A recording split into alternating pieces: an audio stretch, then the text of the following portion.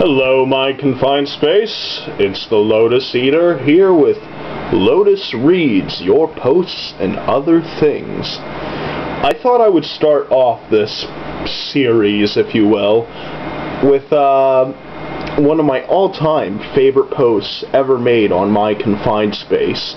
It is in the thread War Toaster Storytime, and it was written by Mr. Falco, aka War Toaster, as most of you know him. And it complained, God, listen to my fucking faggot ass. It contained one of the most brilliant pieces of writing I have ever had the pleasure of witnessing, reading, experiencing. It was just invigorating to know that such beauty existed in this world. So let us begin. It started with a baby dying. The war did, at least. Sphingolipidosis is a cruel disease, and it took the senator's only son. Nothing could be done but to watch the poor boy die. "The dinosaurs did this! I know it!" the senator said. "Cat, get the fuck out of here." "But sir, why would they do that? They're a peace-loving nation," his aide rebutted.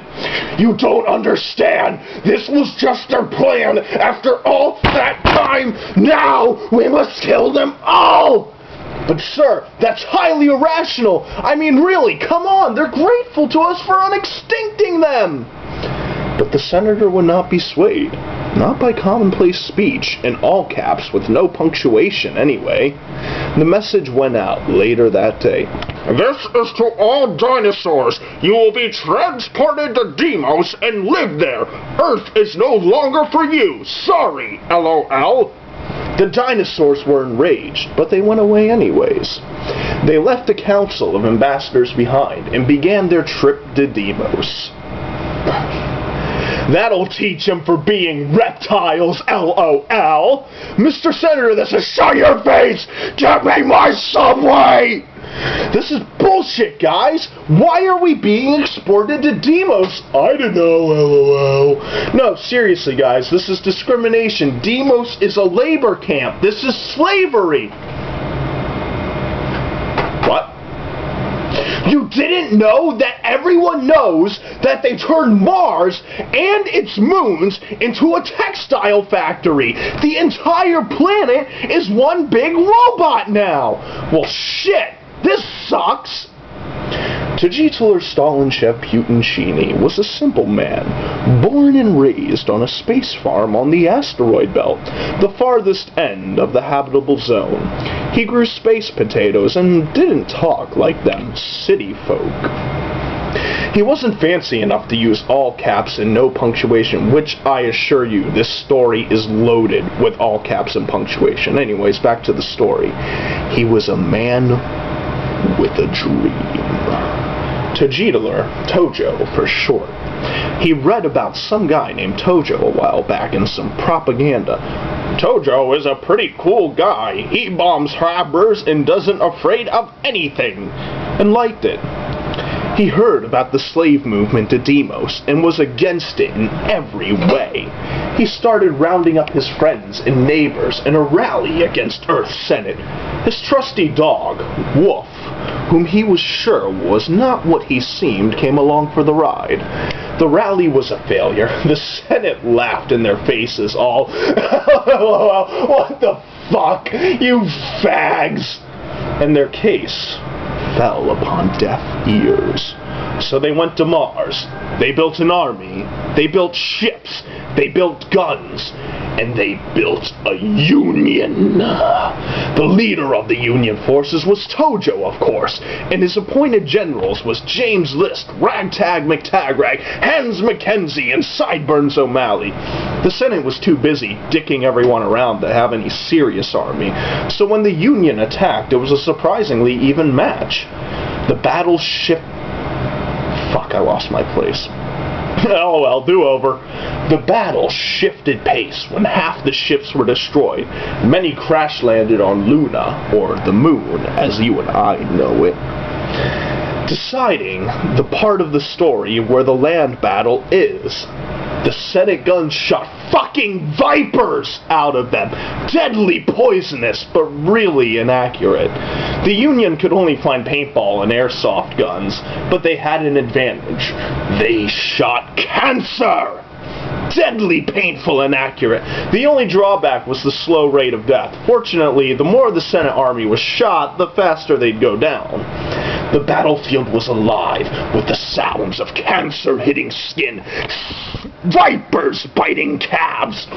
Bodies were used as ammunition.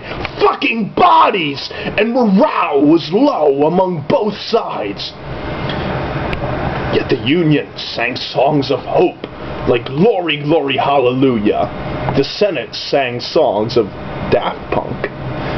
A night, a miserable mashup of Around the world, harder, better, faster, stronger, one more time, thought to be louder than traditional 19th century war tunes. But then, everything changed. Wolf changed. You see, Wolf was a reverse werewolf. He turned into a person when the moon was full, and the moon was full of men. Suddenly, barking turned to war cries as naked, 7-foot-tall Austrian man, trained by the Spetsnaz, started hauling ass and single-handedly killing the senators. What the fuck? That guy is huge! What? Got cut short because his head was punched clear off his fucking neck. He's naked too! Look at the size of that thing! Holy sh... Couldn't finish what he was saying because he got roundhouse cock-slapped. The senator watched it all through his telescope. Dude, what the fuck is going on? Send in the SEALs! But sir, I said send in the fucking SEALs! I am God! Fine, sir. Whatever. Men, we are fighting the dinosaurs. We are not fighting for money. No, not for this currency in this era of civil war. We are fighting to free the dinosaurs from the shackles of slavery. Men, we are going to free these dinosaurs. They will go on to become some of the greatest musicians of all time. Our children's children will be listening to reptile rap. Jazz musicians like Velocilicious Armstrong, Duke Allosaurus, Ella Fitzgerald will entertain the next generation. Men, we fight for the dinosaurs! The speech boosted the morale of everyone, but it didn't really matter because they had an unstoppable weapon. Wolf. He was impervious to vipers, cancer, and only he knew how he could be killed, but he wasn't telling. The details of the battle were lost in history, but we do know one thing. Velociraptor is #1 in the charts. February is Dinosaur History Month, and people are afraid to walk through Little Demos at night. Epilogue. Tojo went on to marry a woman with Tourette's, who also liked to build matchstick houses.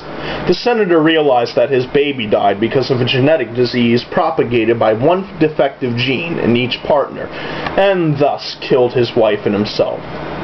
Wolf was eating a sandwich in a sub shop that had not been up to code. They made their own bread. The yeast was not properly stored.